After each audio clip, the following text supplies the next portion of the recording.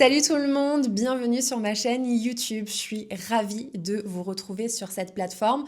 Pour ceux qui ne me connaissent pas, je suis ravie de vous rencontrer ici. Et pour ceux qui me connaissent déjà de mon compte Instagram, ravie aussi de vous avoir sur ce nouveau média.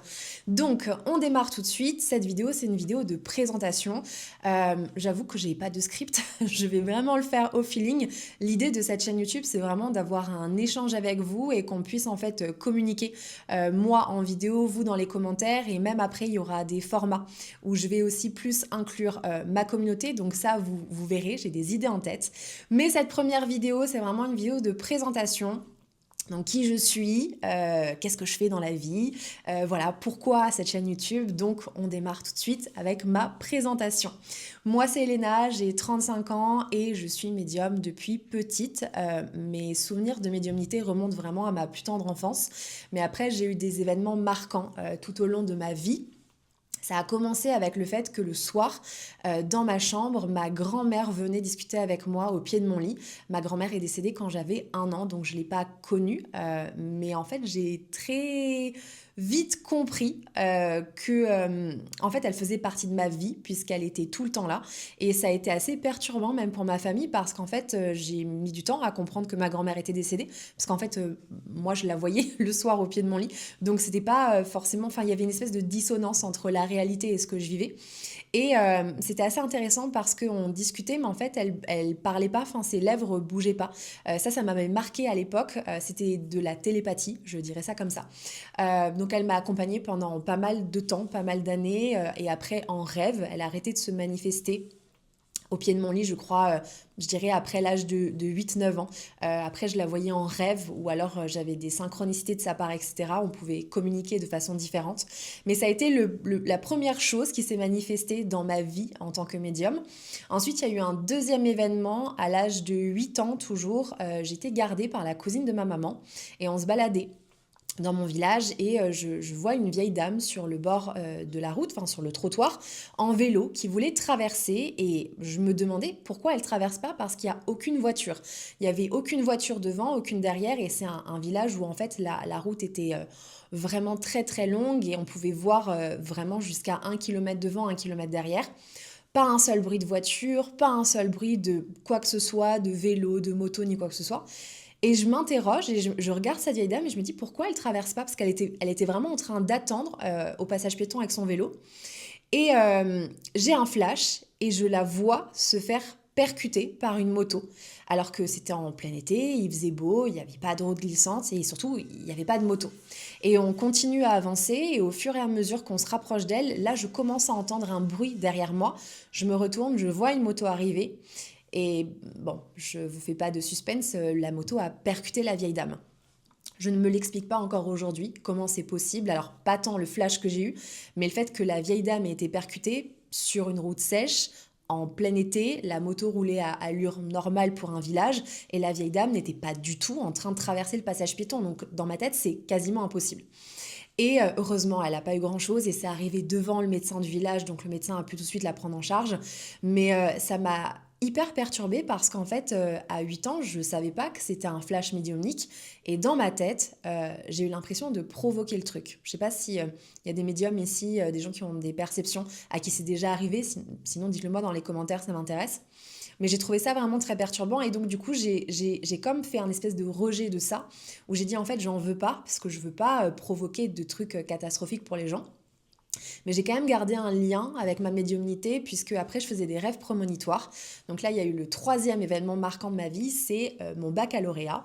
Bon alors ça, vous êtes libre de me croire ou pas. Moi je sais ce que j'ai vécu. Mes parents pourront attester que c'est un miracle que j'ai eu mon bac parce que même si j'étais une très bonne élève, j'étais très dissipée, je sortais beaucoup et l'école m'intéressait pas beaucoup. Donc j'avais pas mal d'absentéisme. Et j'ai toujours dit à ma mère, tu verras, j'aurai le bac, ne t'inquiète pas, je bossais pas parce que en fait je suis Verseau, donc moi je suis une âme libre et le fait de me coller sur une chaise pendant 8 heures, de me donner des devoirs, c'était pas fait pour moi. Et arrive, je crois, le bac blanc, il me semble, c'est quelques mois avant, enfin je sais plus exactement comment ça s'était passé.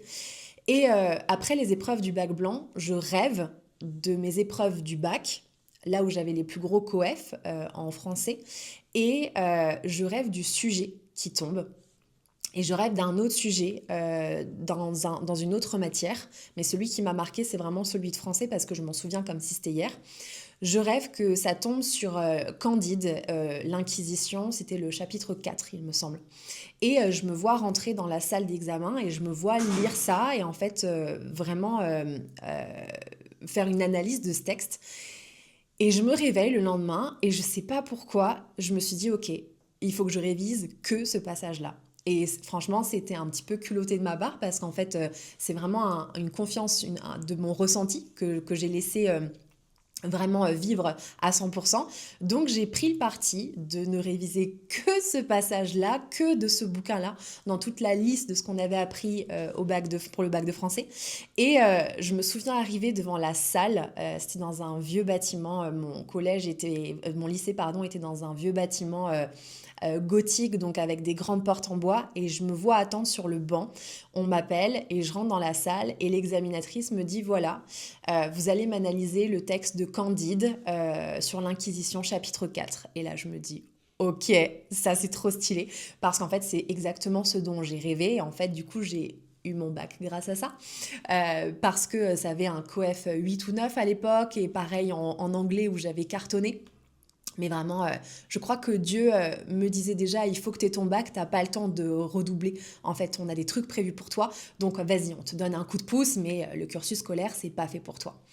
Donc ensuite, j'ai continué ma petite vie, j'ai été maquilleuse professionnelle pendant un temps, j'ai été chanteuse quand j'étais plus jeune, de façon semi-pro, je faisais parfois des concerts dans des boîtes de nuit, j'ai fait une petite musique, voilà, qui est sympathique avec un DJ qui a tourné pas mal dans les années 2007-2008.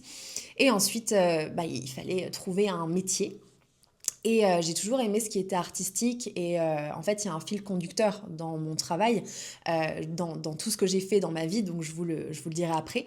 Mais ici, du coup, le maquillage. Le maquillage, c'était mon truc, il y avait un aspect créatif, ça sortait de l'ordinaire. Moi, je suis pas faite pour rester, encore une fois, sur une chaise pendant 8 heures devant un écran d'ordinateur. Et donc, je me forme en maquillage et je rentre dans la marque pour laquelle je voulais travailler à l'époque, qui était MAC Cosmétiques, pour laquelle j'ai travaillé pendant 7 8 ans. 8 ans même, je crois, oui.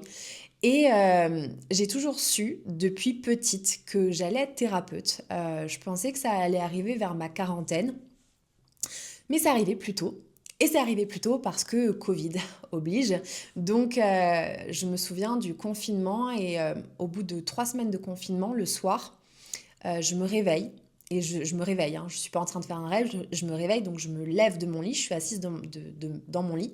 Et il y a une forme blanche devant mon lit, et c'est du coup la première fois depuis très longtemps que je retrouve une forme non humaine devant mon lit, puisque la première personne était ma grand-mère et je n'avais pas eu d'autres manifestations avant, enfin après ça. Et donc cette forme blanche, c'est un de mes guides qui me dit, alors sans détour, hein, il n'y a pas de bonjour, il n'y a pas désolé de te réveiller, il y avait beaucoup de bienveillance qui se dégageait de lui, il y avait beaucoup d'amour, c'était assez surprenant en fait de se sentir enveloppé d'autant d'amour.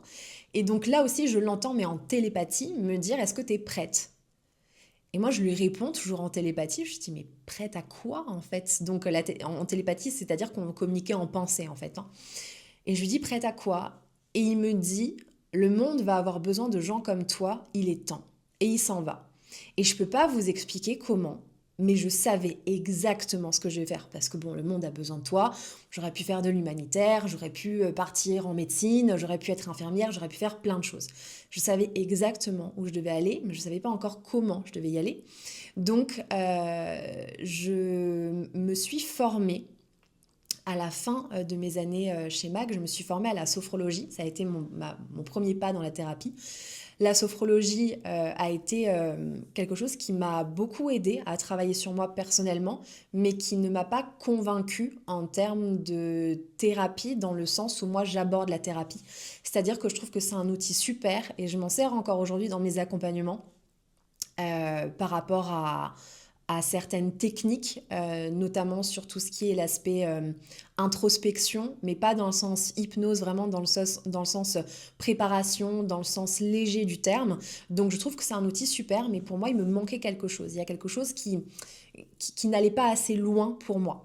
Donc je me forme à la sophrologie, je commence un petit peu à bosser sur mes copines en sophrologie, puis je tombe en même temps sur cette période-là sur les vidéos de Johanna Awakening à l'époque, et elle propose des stages en tirage de cartes, en soins énergétiques, et ça me parle, ça m'appelle. Donc j'y vais, je me lance, premier stage tirage de cartes, et là il se passe un truc.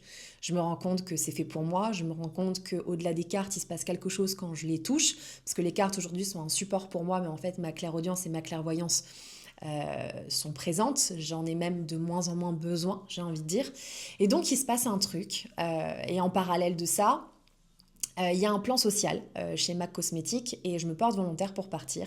Et là aussi, c'est une histoire de dingue parce qu'en fait, dans la charte de départ, il fallait remplir certains critères. Donc, il fallait, de mémoire, que mon poste soit impacté, ce qui n'était pas le cas, que j'ai un projet de reconversion, c'était le cas puisque je venais d'être diplômée en sophrologie et que je me reformais derrière en soins énergétiques, en tirage de cartes, etc. Donc il y avait un projet, parce qu'en fait on ne vous laisse pas partir dans un plan de façon volontaire, je veux dire si vous n'avez pas quelque chose derrière. On ne vous laisse pas partir juste pour avoir du chômage. Donc moi j'avais ça, mais par contre mon poste n'était pas impacté et il n'y avait personne. Parce qu'il y avait une autre possibilité, c'était qu'en fait quelqu'un prenne ma place. Donc en fait que je sauve la place de quelqu'un. Sauf qu'en fait sur ma région et mon secteur, en fait il n'y en avait pas. Et il fallait bien évidemment que ce soit aussi au même statut que moi, donc à l'époque adjointe, responsable adjointe de magasin. Et là-haut, on me disait, parce que j'étais du coup en communication clairaudience, clairvoyance depuis 2020, là on était en 2021, on me dit, t'inquiète pas, dépose ton dossier, c'est pour toi, tu verras, c'est pour toi, tu vas partir. Et je me souviens à l'époque de ma responsable, avec qui je ne m'entendais pas trop, qui me disait, non mais de toute façon, tu partiras jamais, personne va prendre ta place, il n'y a pas de possibilité pour que tu partes, donc ne rêve pas trop. Et je lui disais, mais en fait, si, moi je vais partir et je sais que je partirai quoi qu'il arrive, parce que en fait, je l'entends de là-haut et que j'ai confiance. Et je me marie cette même année et donc on part se marier avec mon mari, on s'est marié à l'étranger. Et je suis en lune de miel, je suis sur la plage et mon téléphone sonne et c'est ma DRH qui me dit bon bah Elena, on t'annonce que ça y est tu pars. Donc tu finis je crois que c'était le 17 juillet 2021. On a accepté ton dossier parce qu'en fait il y a quelqu'un qui prend ta place. Et en fait le truc qui était improbable, c'est qu'il y a une fille d'une autre région dont le magasin fermait suite au Covid. Son mec était militaire dans ma ville et en fait, elle a pu être rapatriée, elle a pris ma place, on avait le même statut, il fallait qu'on ait le même statut. Donc, elle était aussi responsable adjointe. Du coup, elle a pu prendre ma place pour venir près de son chéri et du coup, ne pas perdre son job en fait. Donc, c'était improbable, mais voilà, j'avais confiance puisqu'on me l'avait dit et donc j'ai pu partir. Donc, j'ai quitté ma société le 17 juillet, je crois, 2021. Et s'en est suivi des formations en hypnose qui ont été incroyables. Je me suis formée en hypnose ericksonienne, ensuite en hypnose régressive, que j'ai adorée, mais que je ne pratique pas aujourd'hui parce que, encore une fois, c'est pas fait pour moi et c'est pas mon truc. Et donc, je me suis formée aux soins énergétiques chez Johanna, là aussi, révélation. Je me souviens m'être formée fin septembre 2021, je crois, peut-être début octobre 2021. Et je me suis lancée tout de suite. C'est-à-dire que je suis revenue de ma formation le lundi. J'avais mis mes prestations en ligne et je me suis dit, je me lance tout de suite. En fait, c'était clair comme de l'eau de roche. Et ensuite, j'ai encore fait une formation pendule avec Johanna. Et ensuite, on est devenus amis dans la vie. Voilà, donc du coup, aujourd'hui, elle fait partie de mon quotidien. Mais voilà un petit peu mon parcours, ce qui m'a amené en fait du coup à être ce que je suis aujourd'hui. Aujourd'hui, je suis thérapeute holistique. Pourquoi holistique? Parce qu'en fait, il n'y a pas vraiment de mots dans ce que je fais. Je fais des soins énergétiques, je fais des tirages de cartes, je fais des guidances, je fais aussi des soins d'abondance. Je propose un accompagnement sur l'abondance, puisque c'est quelque chose qui s'est imposé à moi, mais ça, ce sera dans une seconde vidéo. Je vais me garder un petit peu de sujet pour pouvoir nourrir cette chaîne. Donc, je vous parlerai de l'abondance plus tard.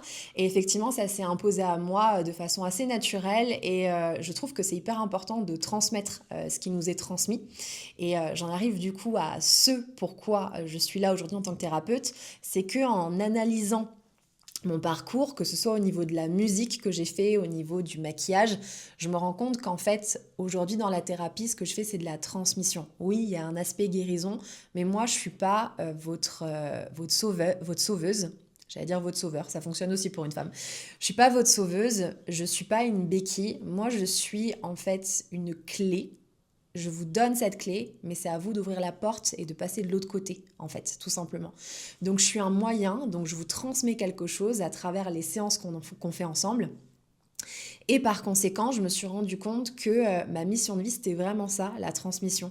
Et je crois que c'est aussi un peu pour ça que ça me faisait flipper de venir sur YouTube, parce que je pense qu'il va y avoir un truc, un déclenchement pour moi, le fait de venir sur YouTube. Et du coup, vous constatez que cette vidéo est complètement déconstruite et que je la fais à l'arrache. Mais c'est pas grave, on m'a dit, attends pas que ce soit parfait pour commencer, donc je n'attends plus. Et il va vraiment y avoir effectivement quelque chose à ce niveau-là pour moi, dans le sens où la transmission fait partie de ma mission de vie. Et j'ai effectivement, en faisant le bilan de ma petite vie du haut de mes 35 ans, que la musique, c'était un moyen de transmettre quand j'en faisais, que quand j'étais maquilleuse, en fait, je ne faisais pas que de la vente, en fait. Mon métier, c'était d'asseoir des gens, des femmes en grande majorité, et de leur dispenser des cours de maquillage, de faire des maquillages pour des mariés, de faire des make-up pour des événements. Et quand j'installais les femmes à ma make-up station, c'est comme ça que ça s'appelle, en fait, il se passait un truc. C'est-à-dire qu'elles me racontaient toute leur vie. Je leur donnais des conseils, mais sans vouloir même en donner, c'était dans un échange complètement naturel. Et souvent, elles revenaient me voir après sur le stand et elles me disaient ben merci parce qu'en fait, ça m'a vachement aidée. Enfin, je me suis sentie plus légère, etc. Donc, il y avait quelque chose au-delà du maquillage. Et en fait, je me suis rendu compte, là, il y a pas très longtemps, que en fait, je transmettais quelque chose quand j'étais maquilleuse et j'ai juste accepté qu'il fallait que je transmette à un autre niveau, et ça passe par la thérapie, ça passe par YouTube, ça passe par Instagram, ça passe par le développement spirituel, le développement personnel. Et ça passe aussi en grande partie par Dieu. Ça aussi, ça fera l'objet d'une autre vidéo parce que Dieu a une place très importante dans ma vie. Donc voilà qui je suis aujourd'hui, Elena, je suis médium, je ne suis pas voyante, ça non, c'est absolument pas une étiquette que je veux me coller. Je ferai aussi une vidéo sur ce sujet, ne vous inquiétez pas, c'est super, je vais reprendre cette vidéo et je saurai en fait quels sont les sujets que je veux traiter à la suite. Mais voilà, l'idée ici c'était de vous montrer un peu qui je suis, de vous parler un peu de mon histoire de vie, et de vous dire que je suis là aujourd'hui, que je ne sais pas du tout comment va évoluer cette chaîne, mais que je sais que ça va changer des choses pour moi de manière générale dans ma vie, dans mon approche thérapeutique, dans mon rapport avec vous aussi. Donc j'ai très très hâte. Et surtout, c'est un espace que je veux communicant. Donc je vous demanderai bien évidemment de rester bienveillant dans les commentaires entre vous et vis-à-vis de moi. Vous avez tout à fait le droit de ne pas être d'accord avec ce que je partage sur cette chaîne, évidemment, et je trouve que le fait de ne pas être d'accord, c'est la richesse. Par contre, je constate sur les réseaux sociaux qu'il y a parfois beaucoup d'agressivité, alors qu'en fait, on peut juste soit se désabonner, soit ne pas liker ou ne pas commenter, ou alors faire un commentaire constructif quand on a effectivement un point de vue qui est différent. Mais en tout cas, j'ai vraiment envie qu'il y ait un échange. Donc sur certains types de projets que je vais mettre sur cette chaîne et de concepts, je vais sûrement faire appel à vous sur mon compte Insta en boîte à questions parce que j'ai l'idée de mettre en place ce que je vais appeler les cafés namasté. Ah oui, bah oui, je vous ai pas dit, ça fait partie de moi. J'adore le café, je suis vraiment une fan de café. Le café, c'est toute ma vie, voilà. Donc j'ai plein de marques de café chez moi à la maison. Alors je parle pas de Nespresso, qu'on soit bien d'accord. Je vais chez des torréfacteurs, je suis vraiment une fan de café. Donc je vais aussi vous mettre des recommandations de café si vous en êtes fan. Et donc l'idée, c'était d'associer ce plaisir du café avec cette chaîne YouTube. Et donc il y aura les cafés namasté. L'idée, c'est que on va parler d'un sujet un sujet que vous allez choisir. Je vous mettrai dans la boîte à questions sur Instagram.